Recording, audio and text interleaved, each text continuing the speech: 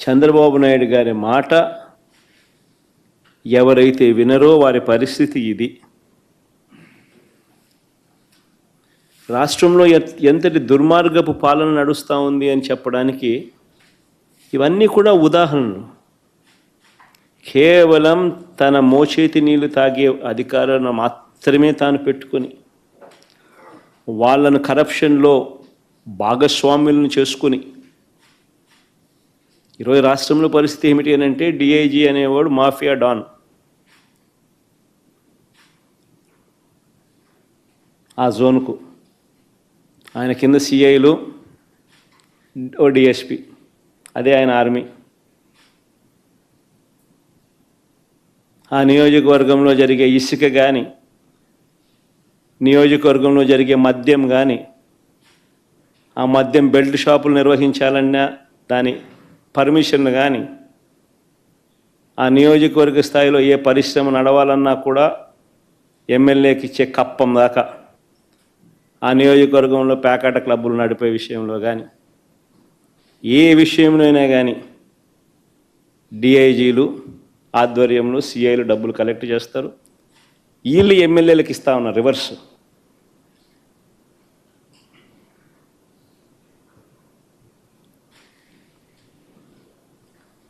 సగం వీళ్ళకి ఇస్తూ ఉన్నారు, సగం పైకి పెద్దబాబుకు చిన్నబాబుకు తీసుకొని పోతూ ఉన్నారు. డిఐజీలతో నడిపిస్తూ ఉన్నారు కలెక్షన్ కార్యక్రమాన్ని.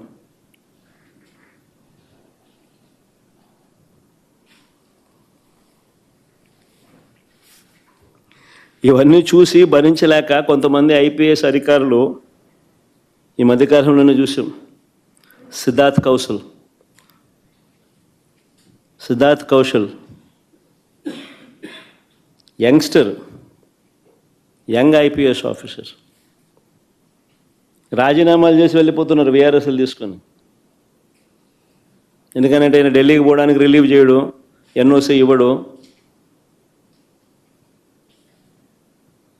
సో ఇక్కడే ఉండి ఈయనతో వేధింపులు ఎందుకు అని చెప్పి ఏకంగా రాజీనామాలు చేసి వెళ్ళిపోతున్నారు వీఆర్ఎస్లు తీసుకుని.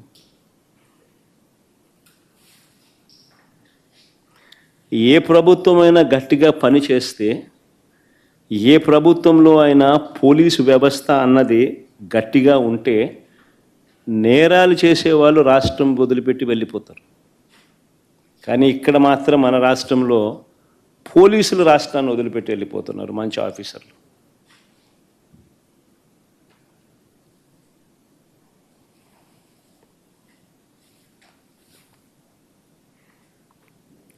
నేను అడుగుతా ఉన్నా, చంద్రబాబు నాయుడు గారు ఇన్ని సంవత్సరాలు 45 ఏళ్ళ ఇండస్ట్రీ అంటాడు, ఇన్ని సంవత్సరాల రాజకీయ జీవితం అంటాడు. నేను అడుగుతా ఉన్నా, చంద్రబాబు నాయుడు గారికి రాజకీయ పార్టీకి మౌలికంగా ఉన్న హక్కులు ఏమిటో చంద్రబాబు నాయుడు గారికి తెలియదా అని అడుగుతా ఉన్నా.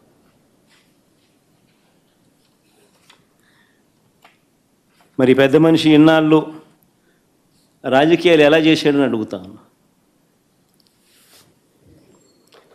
మీటింగులు పెట్టుకోవడము, ప్రజల దగ్గరకు వెళ్ళడము, ప్రజలను చైతన్యవంతులను చేయడము, ఇవన్నీ రాజకీయ పార్టీలకు ఉన్న హక్కులు కావా అని అడుగుతా ఉన్నా.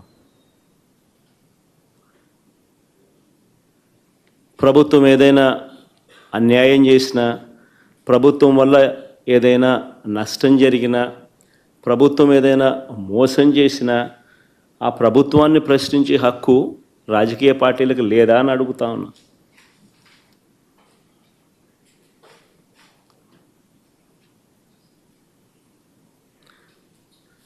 ఈ రాష్ట్రంలో నిజంగా ప్రజాస్వామ్యం అనేది ప్రమాదకర పరిస్థితుల్లో ఉంది. ఇది చెప్పడానికి నిన్నటి గుడివాడ ఘటనే ఒక కళ్ళ ఎదుట కనిపిస్తూ ఉన్న సాక్ష్యం. నిన్న గుడివాడలో అక్కడి స్థానిక జెడ్పీటీసీ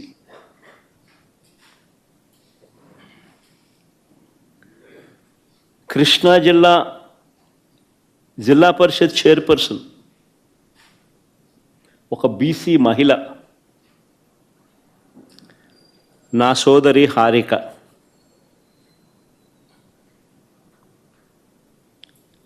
ఈ టీడీపీ సైకోలు అనాలనో, చంద్రబాబు నాయుడు గారి సేడిజంలో భాగస్థులైన సేడిస్టులు అనాలనో కానీ, ఈ టీడీపీ సైకోలు కర్రలతో, రాళ్లతో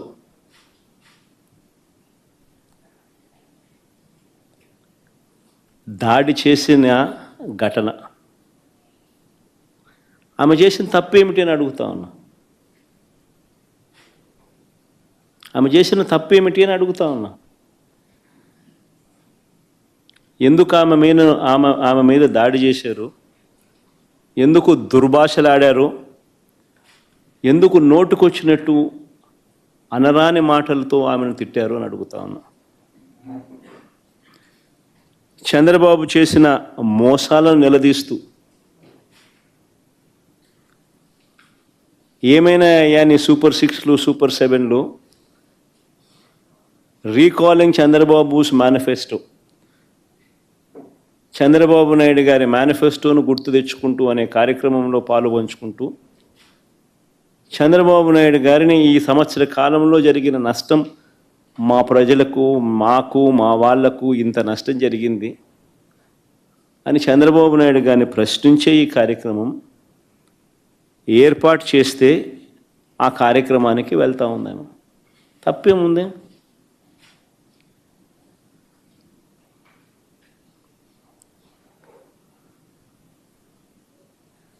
సాయంత్రం 5 గంటలకు మొదలైంది ఈ మీద దాడి. దారిలో పోతా ఉంటే కారును అడ్డగించినారు. 5 గంటలకు మొదలైతే 6:30 వరకు ఈ దారి కొనసాగింది. ఆమెను కారులో కూర్చోబెట్టి, ఆమె భర్తను కారులో ఉంచి, కారులో ఉండగా తిడుతూ,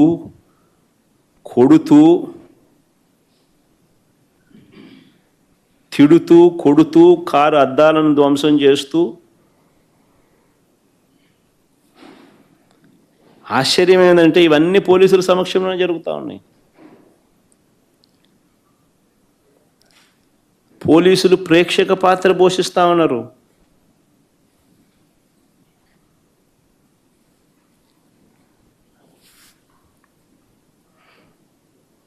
నేను అడుగుతా ఉన్నా, ఇదే చంద్రబాబు నాయుడు గారిని అడుగుతా ఉన్నా. ఒక బీసీ మహిళ, ఆమెకు ఆత్మగౌరవం లేదా? ఇంతమంది కలిసి, ఇంతమంది సైకోలుగా బిహేవ్ చేసి, సేడిస్టులుగా బిహేవ్ చేసి, ఆమెను తిడుతూ, అనరాని మాటలు ఆమెను అంటూ, ఆమె భర్తను, కారులో ఉన్న ఆమెను కారు అద్దాలు పగలు కొడుతూ, పక్కనున్న వాళ్ళను కొడుతూ, దారి కాచి, కారు ఆపి, పోలీసుల సమక్షంలో చేతిలో అధికారులు ఉన్నారు కదా అని చెప్పి, అధికారం ఉంది కదా అని చెప్పి చంద్రబాబు నాయుడు గారు ఏం చేస్తూ ఉన్నారు? ఇది సేడిజం కాకపోతే ఏమిటని అడుగుతా ఉన్నా.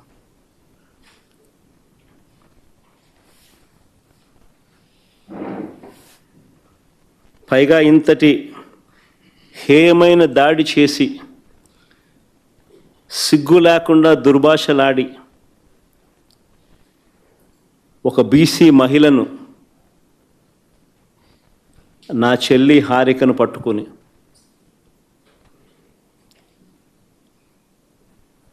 మహానటి అని తెలుగుదేశం వాళ్ళు మాట్లాడుతున్నారు. సిగ్గుండాలి కదా.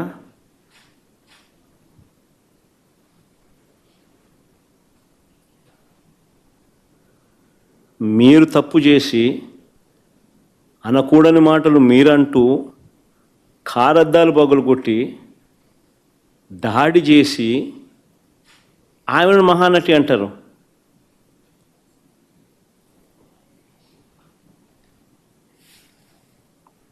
నిజంగా మహానటులు, ఒకసారి అది కూడా చూడండి, ఒకసారి వీడియో క్లిప్పింగ్ కూడా ఒకసారి చూడండి, ఒకసారి మీకే అర్థమవుతుంది పోలీసుల పాత్ర కూడా.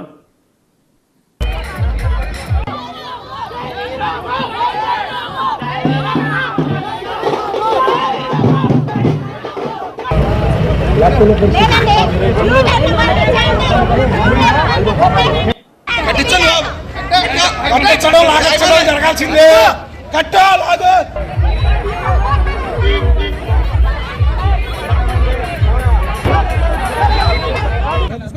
జిల్లా పరిషత్ చైర్మన్ బీసీ మహిళలు అలాగే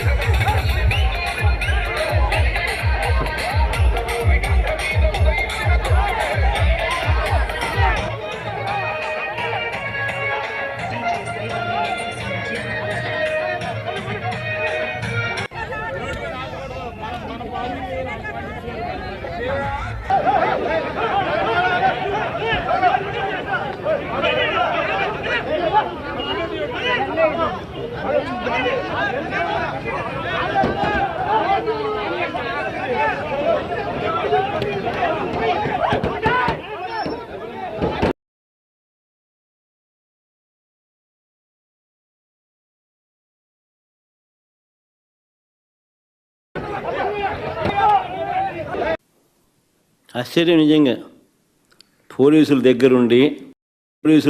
పోలీసుల ఆధ్వర్యంలో వాళ్ళ సమక్షంలో జెడ్పీ చైర్మన్ మహిళ, స్థానిక జెడ్పీటీసీ సభ్యురాలు పరిస్థితి అది. మళ్ళీ మహానటి అని చెప్పి రివర్స్ ఆమెను అంటారు. ఎవరు మహానటులు? దానవీర సూరకర్ణ కన్నా గొప్పగా యాక్టింగ్ చేస్తూ ఉన్నాడు చంద్రబాబు నాయుడు. ఎన్టీఆర్ ఎక్కడికి వెళ్ళిపోవాలి, చంద్రబాబు నాయుడు గారు లైవ్ యాక్షన్ ముందు. ఈ ఘటనలో నాగార్జున యాదవ్ అనే మరో జెడ్పీటీసీ భర్తను కూడా కొట్టారు దారుణంగా.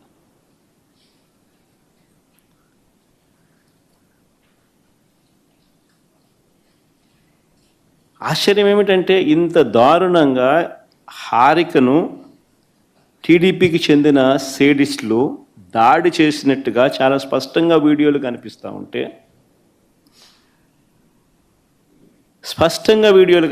ఉంటే ఇప్పటి వరకు ఎంతమంది మీద కేసులు పెట్టారు? ఇప్పటి వరకు ఎంతమందిని అరెస్ట్ చేసినారు?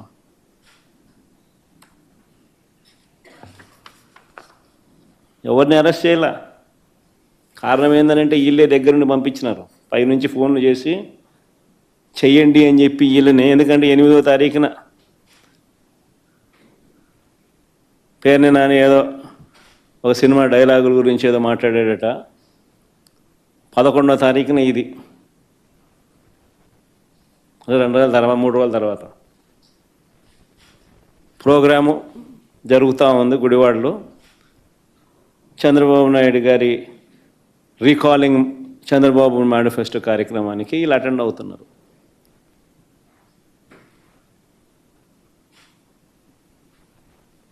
పథకం బన్ని దారి గాసి పోకమునిపే దారిలో ఏం చేస్తూ ఉండరు? ఆశ్చర్యం ఏంటంటే కళ్ళ ముందర కనిపిస్తూ ఉన్న ఈ వీడియోని పక్కన పెట్టి హారిక భర్త రాముపై తప్పుడు కేసు పెట్టినారు. హారిక భర్త రాము తన కారుతో గుద్దాడని.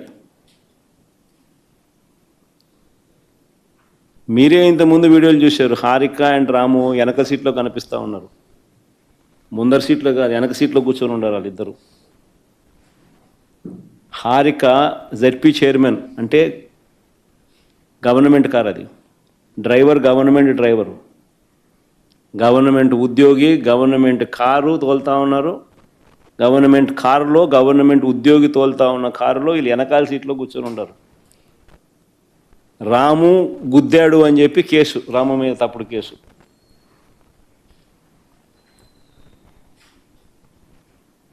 ఒక బీసీ మహిళకు మీరు చేస్తూ ఉన్న గౌరవం ఇదేనా అంటున్నా.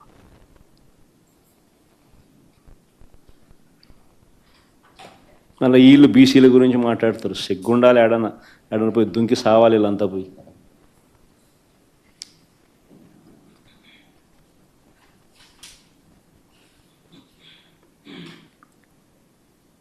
మరుసటి రోజు, ఆ రోజు కాకుండా మళ్ళీ మరుసటి రోజు పేర్ని నాని, ఖైలా అనిల్ కుమార్ సహా పెడనలో సభ పెట్టిన వారందరిపైన మరో కేసు పెట్టినారు. నేను అడుగుతా ఉన్నా, ఎందుకు కేసు పెడతా ఉన్నారు? ప్రజాస్వామ్యంలో ప్రతిపక్ష పార్టీగా క్యాడర్ మీటింగులు పెట్టుకోకూడదా?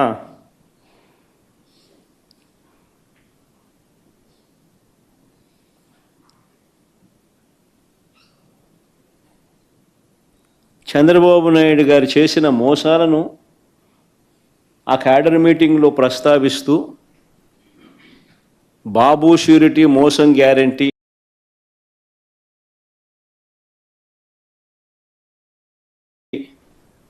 రీకాలింగ్ చంద్రబాబుస్ మేనిఫెస్టో అని చెప్పి క్యూఆర్ కోడ్ రిలీజ్ చేయకూడదా?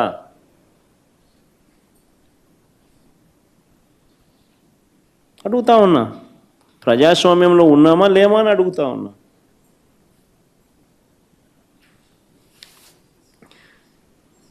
దాడుల నుంచి పోలీసులు రక్షించడం పక్కన పెడితే,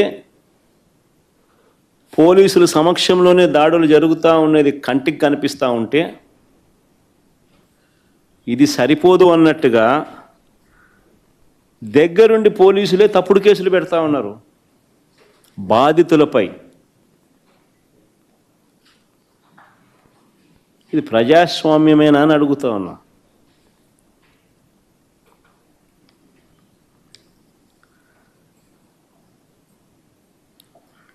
చంద్రబాబు నాయుడు గారు చేసే ప్రతి పని కూడా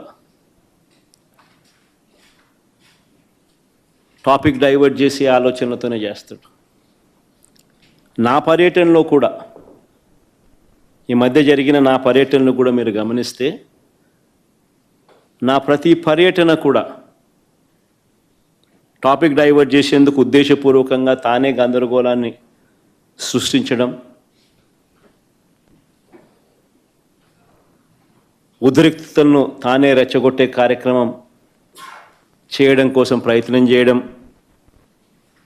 ఇలాంటి కుట్రలే కనిపిస్తాయి. నా పర్యటన అయిపోయిన తర్వాత పోలీసుల ద్వారా చంద్రబాబు నాయుడు గారి దగ్గరుండి తప్పుడు కేసులు పెట్టించడం, ఇవన్నీ కూడా దీనికి ఉదాహరణలే.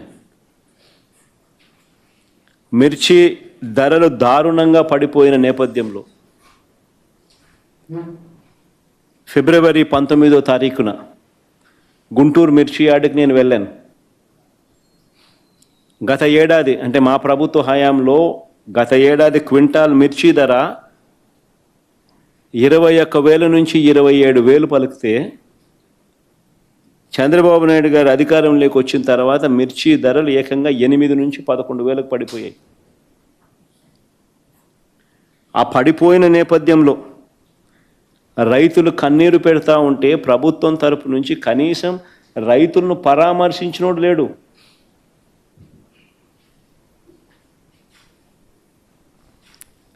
ఆ రైతులకు తోడుగా సంఘీభావంగా మద్దతిస్తూ ఆ మిర్చి యార్డుకు పోయింది జగనే. అదేమన్నా తప్ప అని అడుగుతా ఉన్నా. అలా పోయినందుకు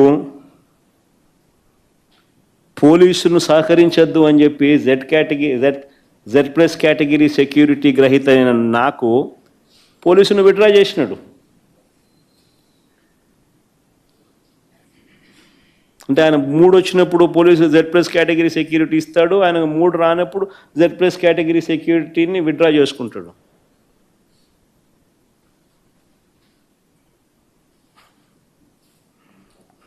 అంతటితో ఆగిపోలా. చంద్రబాబు ఆదేశాలతో ఆ రోజు ఒక్క పోలీసు కూడా సహకరించకపోగా తిరిగి మాపైన కేసు పెట్టినారు.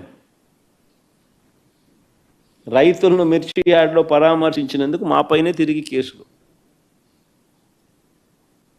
రైతులకు సంఘీభావం తెలిపినందుకు మాపైనే తిరిగి కేసులు. మళ్ళీ ఏప్రిల్ 8, ఫిబ్రవరి 19, మళ్ళీ ఏప్రిల్ 8, 2025 సత్యసాయి జిల్లా రామగిరి మండలంలో రాఫ్తాడ్ నియోజకవర్గం అక్కడి స్థానిక ఎమ్మెల్యే చేతిలో హత్యకు గురైన మా పార్టీకి చెందిన బీసీ నాయకుడు కురుబలింగయ్య,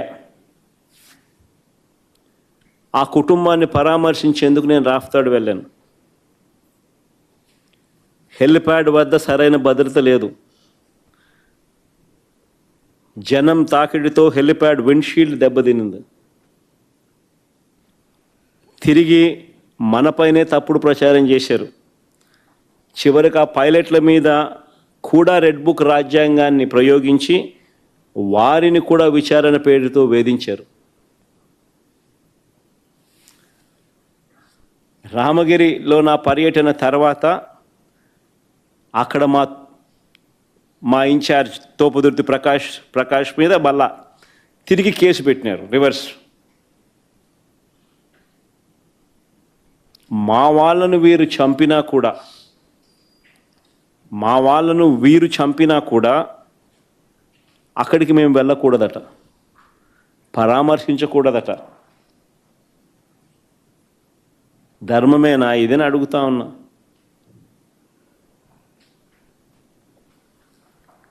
జూన్ 11 ప్రకాశం జిల్లా పొదిలి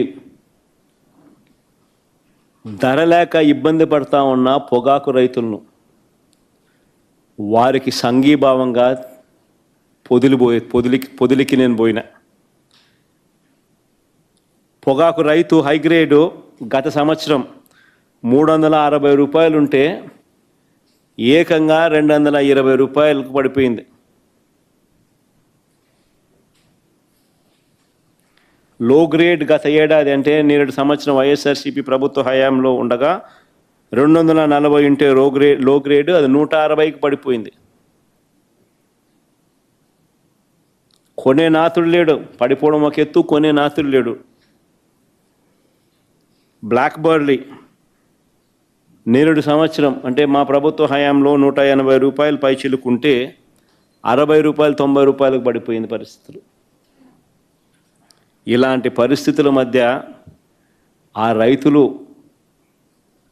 తల్లడిల్లిపోతూ ఉంటే పరామర్శించేవాడు లేడు. వారికి సంఘీభావం తెలుపుతూ ఆ కార్యక్రమానికి నేను అటెండ్ అయితే 40-50 వేల మంది రైతులు సంఘీభావంగా వచ్చినారు. వారి సమస్యకు తోడుగా నేను వచ్చినందుకు వారు కూడా సంఘీభావంగా రాష్ట్ర ప్రభుత్వం దృష్టికి ఈ సమస్య తీసుకొచ్చేదానికోసం, వారు పడతా ఉన్న బాధను చూపడం కోసం 40-50 వేల మంది ఏకంగా కార్యక్రమంలోకి వస్తే చంద్రబాబు నాయుడు గారు 40 మందితో, ఆ 40 మందికి మళ్ళీ సెక్యూరిటీ 200 మంది పోలీసులతో వీళ్ళ మీద రాళ్ళు వేపించి దీనిని టాపిక్ డైవర్ట్ చేయడానికి కోసం చంద్రబాబు నాయుడు ప్రయత్నం చేస్తాడు. అక్కడికి రైతులు ఇంకా సంయమనంతో వ్యవహరించారు. రైతులు అక్కడికి కూడా సంయమనంతో వ్యవహరించి ఎటువంటి ప్రతిచర్యకు దిగల. అయినా నేను అడుగుతా ఉన్నా, ఈ 50,000 మంది ఆ 40 మంది మీద పడి నింటే వాళ్ళు బతికే వాళ్ళ అని. నిజంగానే వీళ్ళకి ప్రతిచర్య దిగింటే వీళ్ళు సంయమనం పాటించినారు కాబట్టి ఎటువంటి చర్య జరగల. అయినా ఆ తర్వాత మొత్తం 3 కేసులు పెట్టినారు. పొగాకు రైతులకు సంఘీభావం తెలపడానికి జగన్ పోతే 3 కేసులు, 15 మంది రైతులను అరెస్ట్ చేసి జైలుకు పంపినారు. 15 మంది రైతులను అరెస్ట్ చేసినారు. నేను అడుగుతాను ఇదే చంద్రబాబు నాయుడు, మేము రైతులకు అండగా నిలబడితే నీకు వచ్చిన నష్టం ఏమిటి అని అడుగుతాను. నీ ప్రభుత్వంగా నువ్వు చేయాల్సింది ఏమిటి? నీ ప్రభుత్వంగా నువ్వు చేయాల్సింది చేసి ఉంటే ఈ పరిస్థితి వచ్చి ఉండేదని అడుగుతా ఉన్నా. ఆయన చేయాల్సింది చెయ్యడు. ఎవరైనా ప్రశ్నిస్తే తిరిగి వారి మీద కేసులు పెట్టడం, అరెస్టులు చేయడం, సేడిస్టిక్గా వ్యవహరించడం, ఇది చంద్రబాబు నాయుడు చేస్తూ ఉన్న సేడిజం.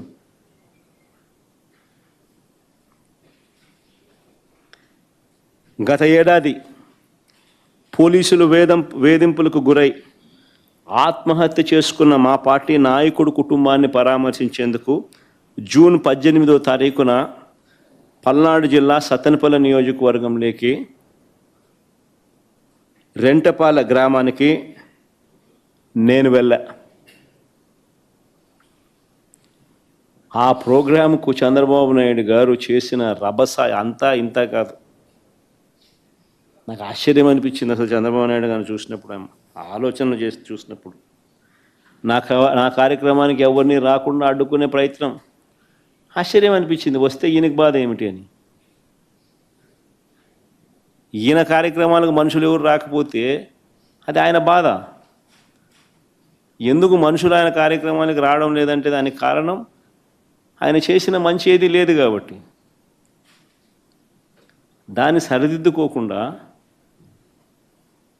ఆయనకు వ్యతిరేకత చూపిస్తూ, ఆయన మీద వ్యతిరేకత కనిపిస్తూ వేల మంది ఇటువైపున కార్యక్రమాలకు అటెండ్ అవుతా అంటే ఈయనకేం బాధ అని అడుగుతా ఉన్నా.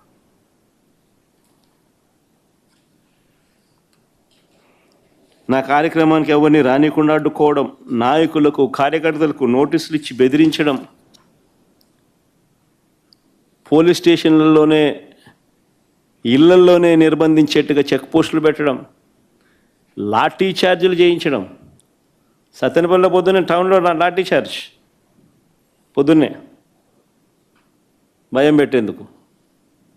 నేను రాకమునిపే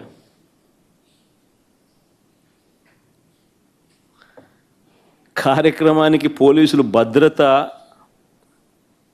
కల్పించాలి.